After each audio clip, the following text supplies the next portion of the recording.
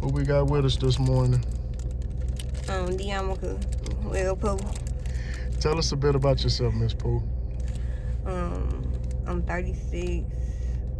I come from the south side, or Jennings, or whatever the case may be. But I've been over here 13 years, though. What kind of household did you come from? I come from a good family. Mom and dad present in the household? Yeah, something like that. What did your mom and dad teach you growing up? You know, the basics. But my mama didn't do drugs or nothing like that. And he didn't either. You know, they both worked or whatever the case may be. But for a reason, I guess. What schools did you go to growing up? Believe it or not, I graduated from a Catholic school. Why you say believe it or not? I don't know. What school was that? St. Anthony of Padua. It's on Compton and Mermaid. Brothers and sisters? Nah, I was the only black girl in my classroom. No, do you have brothers and sisters? Yeah, I do. What's your relationship like with them? The same. Yeah, the same. It's crazy though, cause I be outside around outsiders more than I am around them. You know. Are they still on the south side? Yeah, they still on the south side. Yeah. You ever been married? Nah. Children? Yeah, I got a son. After you graduated, where did your life go? Where did you go with your life? I started dancing. Where was you dancing? At Miss Kitty's on the east side. Yeah. Washington Park. Yeah. How long did you dance at Miss Kitty's? And what made you go dance at Miss Kitty's? Where I started off is the Pink Slip and Bottle Subs on amateur nights with a crowd full of niggas. I wasn't making my money. So on Mondays and Wednesdays. Yes. Yeah, when DJ Chaos and shit used to be over there in the Rose, man. So I don't know. It's just an experience for everything. Yeah. So, Bottoms Up and Pink Slip led you to Miss Kitty's. Yeah. How was your situation at Miss Kitty's? At Miss Kitty's, I did my thing. I was able to see my money. I just couldn't do the crowd of black drunk niggas because I wasn't seeing my money. Just like I don't see my money over here, Lord Jesus. But yeah. What other jobs have you had in your lifetime? The regular like temp services and shit. I mean, I'm able and if I apply myself, I can do whatever the fuck I want, you know. But to each his own. How long have you been dealing with what you're dealing with currently? Like, and who introduced you to this? Nobody introduced me. Curiosity really does kill the cat, and yeah. What did it start with? Basic. They say weed is the gateway to other doors. If you open them other doors, so it was weed. Then I went from weed to X pills, from X pills to sipping Dems, and sipping Dems to fucking a nigga saying, "Pooh, you try this, you gonna like it." But that nigga didn't tell me, "Pooh, your body gonna need this." And now it's fentanyl, and yeah. How long have you been dealing with the fentanyl? I've been dealing with both 13 years now, so hey, yeah, I'm it's a way up out of here, but being down here, it's like a motherfucker get stuck in a maze or something. Have you ever tried to get off of it? Like, have you ever tried to go to rehab, get sober? I necessarily didn't try. I went through something and I had to go, so yeah, I guess I went about it, but I didn't go about it on my own, you know. What kind of advice could you give a young lady thinking about walking in similar shoes as yourself? Like, what would you tell her to prevent her from making some of the mistakes or bumping her head? Well, most definitely, if I was to be a big sister or whatever, an advocate or something like that, you most definitely could get money, but there's other ways to get money, you know, in safer ways than having to go about it like this. Because I once upon a time was that bitch, you hear me? I still feel like I'm that bitch, you know? And my name is Pooh. But, you know, no, it's just, I don't know, to each his own, but yeah. How have you seen the area change since you've been a young girl to now? What changes have you seen go on in the city that is like, wow, like I can't believe this going on? People dying.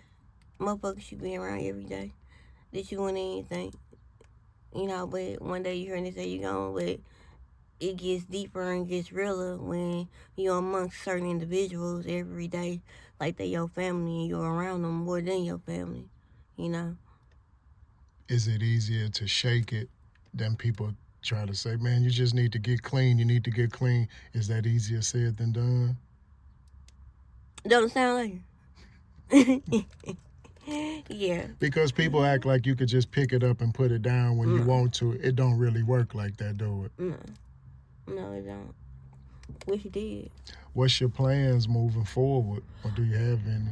Yeah, I most definitely have some because I've been out here too long strong. But I'm definitely asking God to open or close whatever doors that open. Please, Lord, open some door for me, another way, another route. But I gotta apply myself first. And the fucked up thing is that He takes care of fools and babies, and Babies. He damn sure know I'm not a fool. So there goes the hurdles and obstacles as far as my life that I'm jumping and going through. What's your relationship like with your mom and dad? Uh, uh, Do they try to kind of talk to you and tell you need to change or do better? oh, Or most definitely, they most definitely parents. But one thing I can say about my mom, she don't my mama like my best friend. She everything. She know everything. I tell her everything because she needs to know. You know what I'm saying? But don't know mother want their child. You know what I'm saying? To be outside, but I don't know that. how can you stay safe being outside as a young lady doing what you're doing? Like, what are some ways that a young lady can stay safe? Because it's a lot of things happening to young ladies out here. But the main thing is, if you are gonna try to go about this, the main thing is just always follow your first mind. Cause if it don't feel right, it's not right. Have you seen a lot of bad things happen to good people out here? No, this is my head. For real. Have you ever been in a life or death situation where it should have scared you off the streets, but you kind of brushed it off and kept going? Most definitely. I was hitting the head with a hammer, put in a coma 7 days. It's 2024.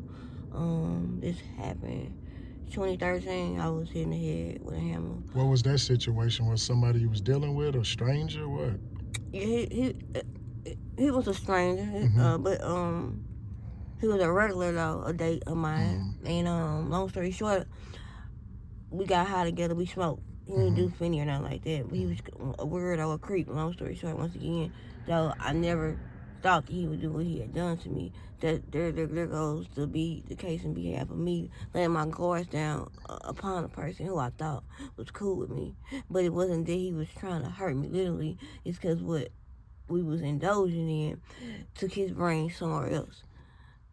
And I wound up being in the situation, but thank God I still got all my senses and I'm still willing and able because that hammer really could have fucked me up. When you came out of the coma, what was different?